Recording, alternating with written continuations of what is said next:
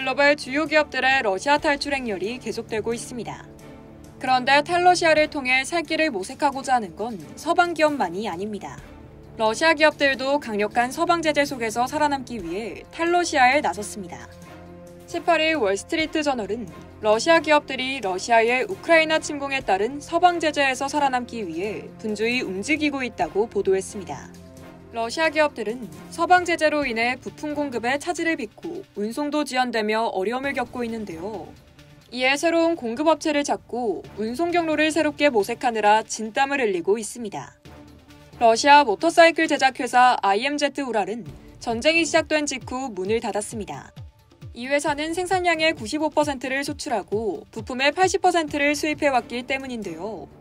이에 따라 이 회사는 생산 기지를 카자흐스탄으로 옮겨 오는 8월 생산을 재개하는 것을 목표로 하고 있습니다. 모스크바에 본사를 둔 물류회사 메이저카고 서비스는 러시아에서 2,000곳이 넘는 거래처와 함께 일하는데 원산지에 따라 수입이 50에서 70% 감소했다고 합니다. 이 회사는 공급 경로가 복잡해지고 비용도 비싸졌다고 토로했는데요. 제재를 피하기 위해 유럽의 트럭에 화물을 싣고 국경을 넘을 수 있는 기차로 옮겨 다시 트럭에 싣는 것과 같은 대책을 마련 중입니다. 이에 유럽에서 수입하는 비용은 2배 증가했다고 우려했습니다. 건강식품업체 피토클록은 포장에 사용되는 재료 가격이 급등하자 일부를 스티커로 교체해 비용을 줄여야 했습니다.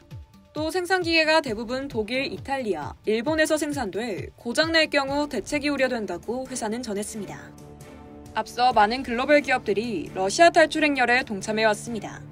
러시아가 우크라이나를 침공한 직후 스타벅스, 코카콜라, 펩시콜라 등 글로벌 기업들은 줄줄이 러시아 사업 철수 계획을 밝혔는데요.